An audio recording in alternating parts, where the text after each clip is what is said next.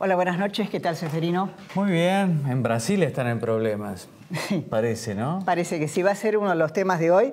Y hoy estamos con Gabriela Michetti, vicepresidenta de la Nación, en ejercicio de la presidencia, sí, ¿no? Sí, tengo unos días así de presidenta, un poquito más largos que otras veces esta vez. Pero te está yendo bien. Un poquito más peligroso para... Te está yendo bien, no pasa nada. ¿Viste? Vamos bien, vamos bien, vamos bien. Gabriela, ¿cómo está viviendo hoy el gobierno lo que está sucediendo en Brasil? Obviamente hay una relación, formamos parte del Mercosur, puede afectar incluso a la economía argentina. Sí. ¿Cuál es el enfoque que ustedes están siguiendo en las últimas horas? La verdad es que, como decía Seferino, obviamente preocupación, porque como todos sabemos, lo que le pasa a Brasil repercute en Argentina y sobre todo ya sabemos muy bien que cada vez que hay crisis políticas también se acarrean problemas económicos y esos problemas económicos contagian a la Argentina, o sea que más allá también de la solidaridad digamos, no solo por el interés nacional, sino también por la solidaridad con un país que está viviendo situaciones difíciles. De cualquier manera, como hicimos, de la misma manera que hicimos en el momento en que se generó lo del impeachment y el juicio político a Dilma Rousseff y, digamos, y que suceden estas cosas que son tan propias de la política interna del país. Lo que nosotros tenemos que hacer es esperar que los procesos institucionales lógicos del país vayan resolviendo la crisis. Es una crisis profunda, que además viene arrastrándose, ¿no? No es una crisis que aparece ahora, viene de hace mucho tiempo y que además comenzó, creo yo, hoy lo hablaba con el jefe de gabinete, que tuvimos una reunión al mediodía con Marcos Peña, que en realidad comenzó de una manera muy especial, porque fue Dilma Rousseff la que puso sobre la mesa la necesidad de generar una mirada importante sobre lo que estaba pasando con la corrupción en Brasil, ¿no? Y finalmente se desató. Pero no toda no debe haber sido una mirada interior, no, debe haber sido una mirada sobre la corrupción de los otros, ¿no? No, pero sí, pero fíjate algo que es interesante en esto, Seferino.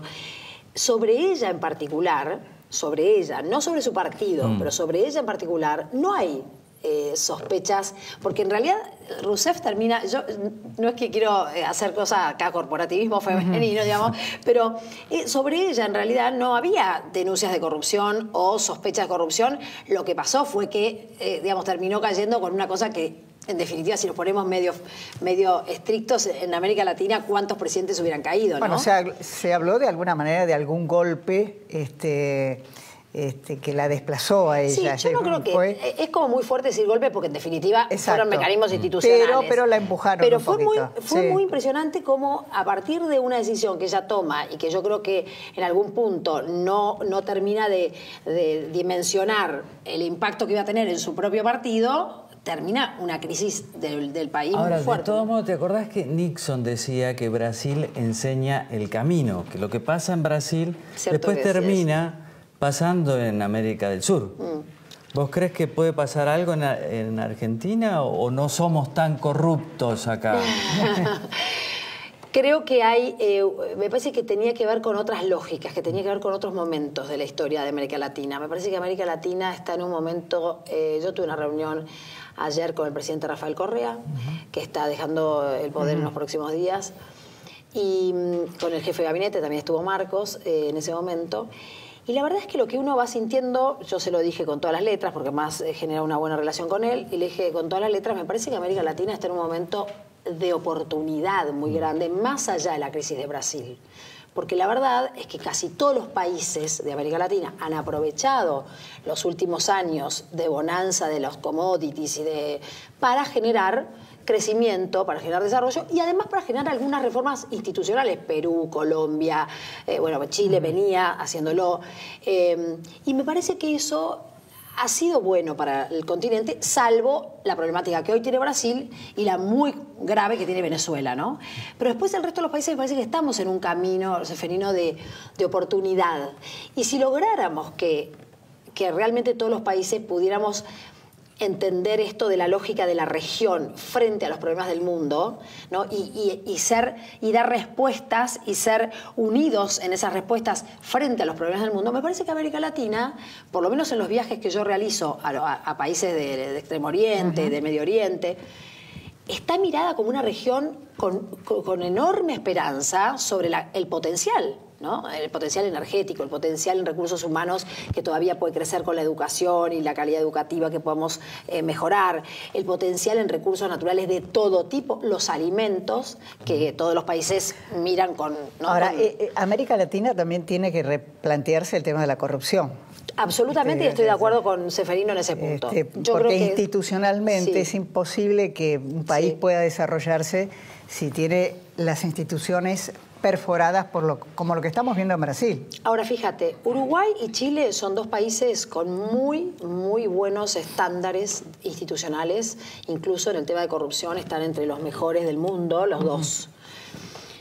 Argentina ha decidido con nuestro gobierno, y lo digo con total digamos, convicción, luchar contra la corrupción y generar mecanismos de control, de transparencia, para ir haciendo un camino que termine fortaleciendo nuestras instituciones de manera tal de que después, si hay corrupción, porque siempre la va a haber, nos guste o no nos guste, los seres humanos son imperfectos y siempre va a haber alguna cosa que se sale del camino, bueno, pero que sea la excepción, no la regla, y que además caiga sobre esa situación la condena que tiene que caer. Entonces, yo creo que Colombia también fue avanzando, porque Colombia fue cuando Uribe quiso, incluso, no es un tema de corrupción, pero tiene que ver con esto de instituciones no tan, digamos, digo yo, fortalecidas, o por lo menos tan transparentes. Cuando Uribe quiso hacer su tercera reelección y pretendió generar los mecanismos para la propia Corte Suprema, que él mismo había, ¿no? Los jueces que él mismo había propuesto en esa corte, le dijeron no, hasta acá señor. Y me parece que se han generado mecanismos de saneamiento. Ahora, en el caso de Brasil, vos estuviste ahí, sí, lo conocés al presidente Temer. Sí. ¿Cómo crees que va a evolucionar esto? Porque está muy débil. Esa grabación tiene un impacto muy fuerte, la gente está en las calles. Sí. ¿Crees que sobrevivirá Temer? Me cuesta mucho, tengo mi opinión, Seferino, por supuesto, pero como soy vicepresidenta de la Argentina tengo que tener mucho cuidado con estas cosas. Porque, pero acá estamos entre amigos. Estamos entre amigos. Es cierto que estamos, nosotros dos no somos compañeros de facultad. Pero no, de verdad que creo que, como te decía, es una crisis profunda, no es una cosa superficial, no es una tontería, y me da la impresión de que este nivel de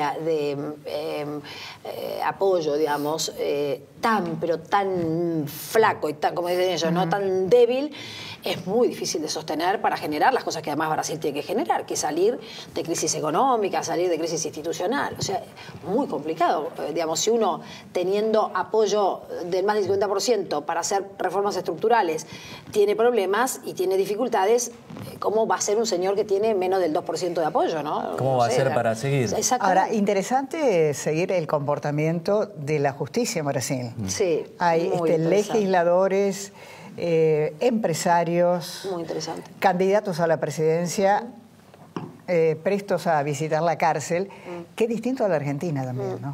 Yo creo que ahí, hoy pensaba que tal vez cometo una injusticia, pero me da la impresión de que en la Argentina, después de la crisis del 2001, hubo un aire en la política, hubo una renovación, nos puede gustar más, menos, digamos, pero hubo partidos, la coalición cívica, el PRO, aparecieron partidos de Bullrich, o sea, aparecieron partidos, aparecieron dirigentes nuevos, gente que venía del sector privado, que venía del sector público, pero desde áreas técnicas, como en el caso mío. Se generó una renovación de la política. Brasil me da la impresión de que hace mucho tiempo que no tiene esa renovación. Acordémonos de Marina Silva, que apareció, también, pero que como que no logró sostener claro, una estrella fugaz. Exactamente. Y entonces sí se produjo eso, al contrario por ahí de nuestro país, en la justicia. En la justicia brasilera apareció un grupo de fiscales y de jueces liderados por Moro, que es conocido y que Laura Alonso lo trajo a la Argentina a dar unas charlas con Germán Garabano, que también lo conoce y que digamos, sigue todo este proceso. Y la verdad es que en la justicia brasilera sí se produjo esa renovación. Son gente muy joven que viene con una escuela muy contundente de institucionalidad, ¿no? O sea que la justicia argentina nos da garantía de que una mega investigación judicial como esa acá no va a ocurrir con esos jueces. Yo creo que en este momento no estamos con esa condición, no tenemos esas condiciones. No tenemos esas condiciones porque todavía la justicia en la Argentina tiene que pasar por un proceso de transformación muy potente y de fortalecimiento muy potente en términos de independencia, ¿no? O sea, tenemos esta cosa típica que todos los días escuchamos de lo que pasó con la cooptación que hizo el Poder Ejecutivo del anterior gobierno a la justicia y la militancia de los jueces y la militancia de los fiscales en un partido político, pero además muy, muy explícita, ¿no? Entonces, eso obviamente que no es bueno para el sistema judicial. Gabriela, vos has ganado varias elecciones en la Ciudad de Buenos Aires. ¿Cómo analizás hoy el factor Lustó? Factor Lustó. ¿Te Me gustó? gusta que le digas así. O Martín Lustó. No, está muy bien, está muy bien. Ay, qué feo. Me resulta muy feo tener que hacer como otra vez que me corre un poco el tema. Pero de verdad, sí. Pero de verdad, lo que hemos decidido de alguna manera es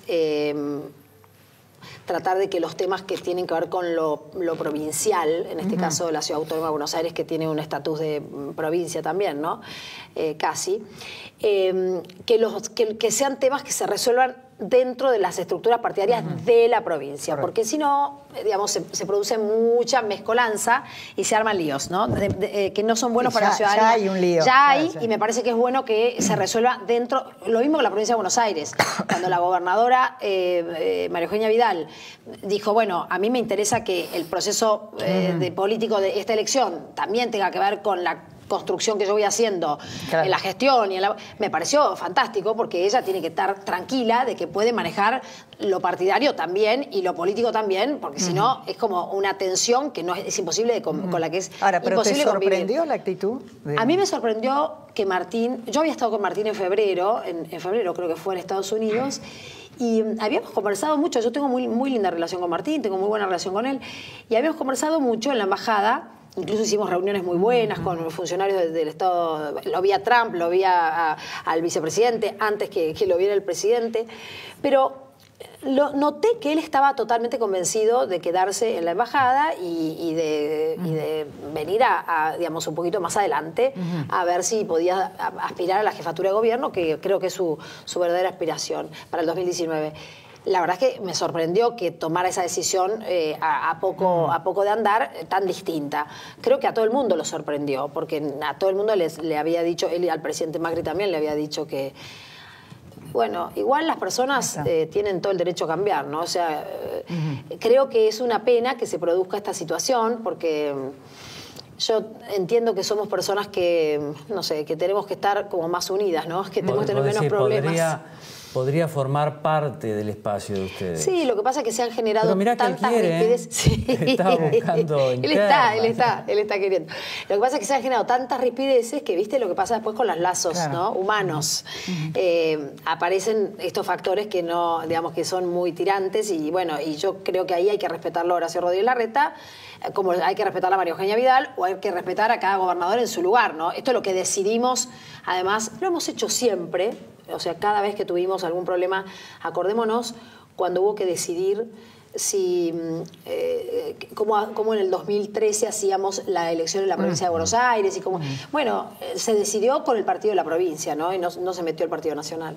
¿Podemos volver a Brasil? Sí, cómo no. Porque hay un capítulo argentino en todo esto. Se ve claro en el caso de Odebrecht. Odebrecht es una constructora muy importante, ha desarrollado muchas obras acá.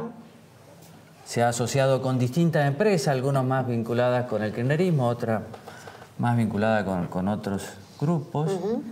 Y está el caso de Gustavo Arribas, que está siendo denunciado por uno de los operadores financieros de haber recibido, él dice, dinero.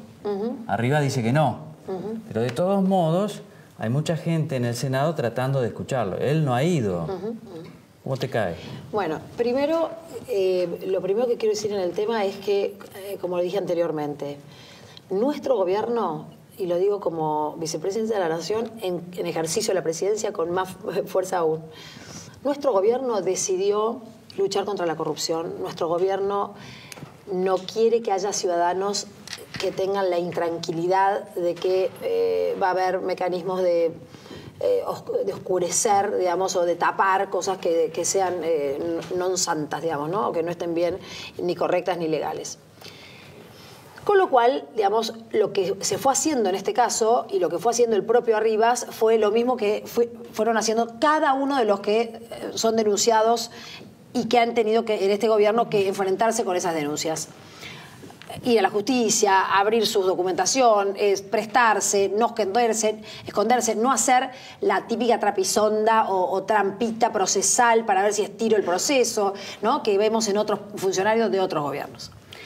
Con lo cual, en ese sentido, yo creo que Gustavo Arribas se ha comportado con total, civismo y ha decidido ir a la comisión, creo, yo no estoy totalmente convencida porque esto es muy, muy reciente, pero ahora que lo van a citar, creo que él no tiene problemas en ir, porque además era lo que le había dicho al presidente y lo que le había dicho el jefe de gabinete.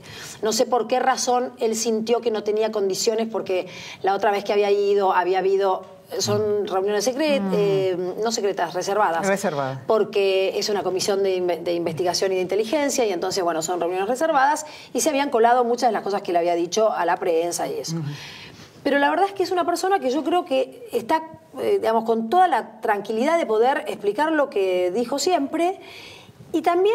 Pienso que nosotros tenemos que ser lo suficientemente, como coherentes en decir, bueno, si está en la justicia, que lo termine de investigar la justicia, si los legisladores quieren conocer, que los legisladores conozcan y que Gustavo Arribas siga defendiéndose como se está defendiendo.